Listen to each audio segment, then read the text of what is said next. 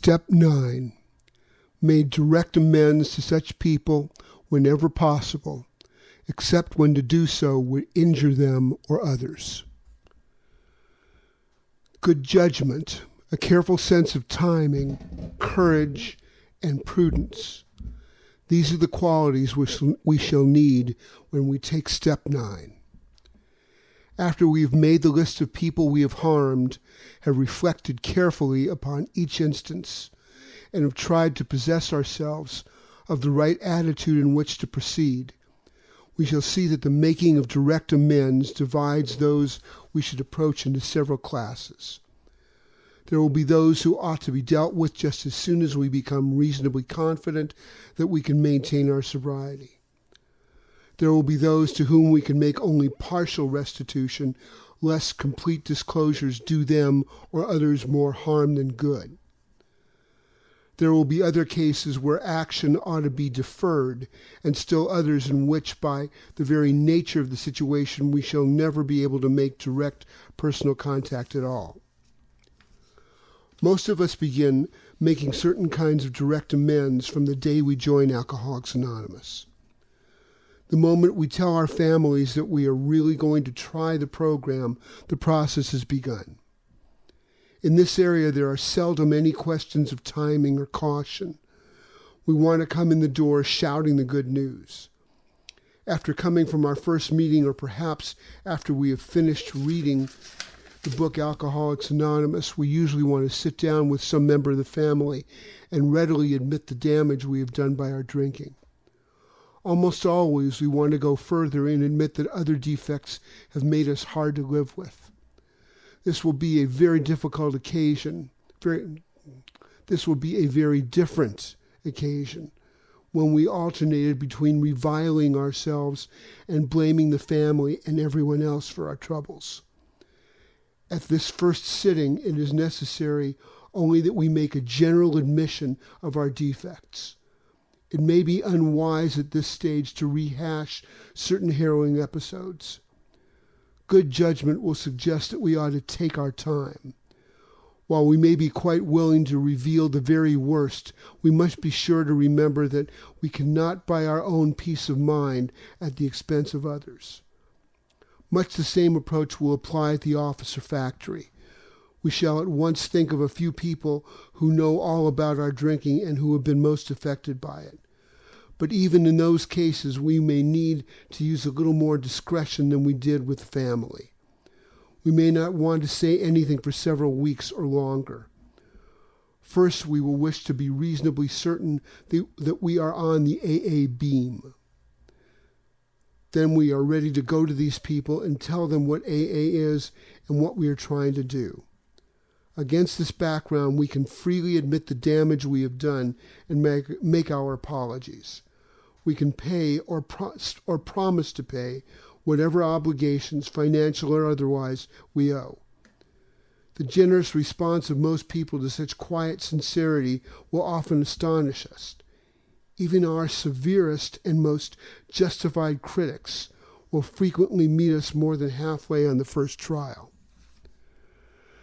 This atmosphere of approval and praise is apt to be so exhilarating as to put us off balance by creating an insatiable appetite for more of the same.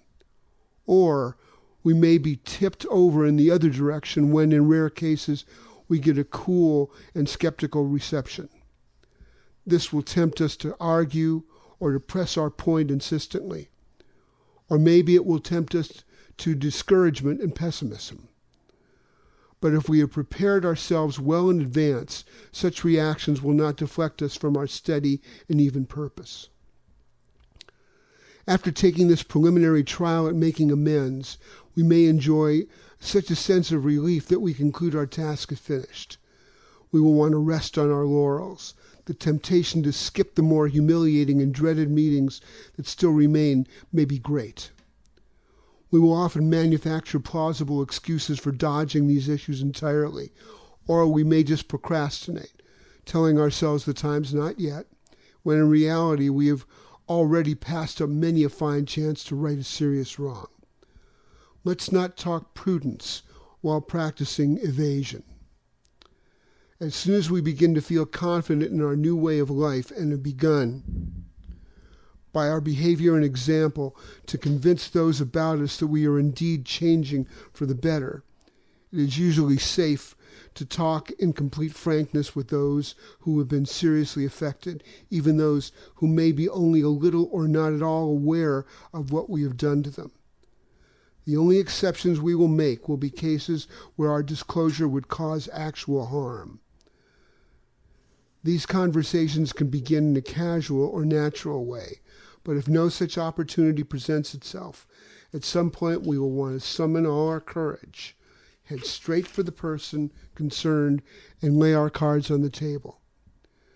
We needn't wallow in excessive remorse before those we have harmed, but amends at this level should always be forthright and generous.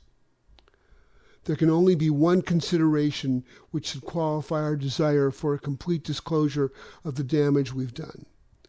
That will arise in the occasional situation where to make a full revelation would seriously harm the one to whom we are making the amends, or, quite as important, other people.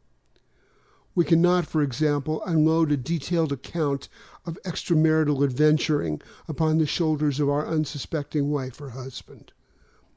And even in those cases where such a matter must be discussed, let's try to avoid harming third parties, whoever they may be. It doesn't lighten our burden when we recklessly make the crosses of others heavier.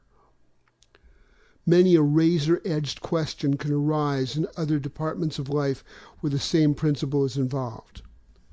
Suppose, for instance, that we have drunk up a good chunk of our firm's money, whether by borrowing or on a heavily padded expense account. Suppose that this may continue to go undetected if we say nothing.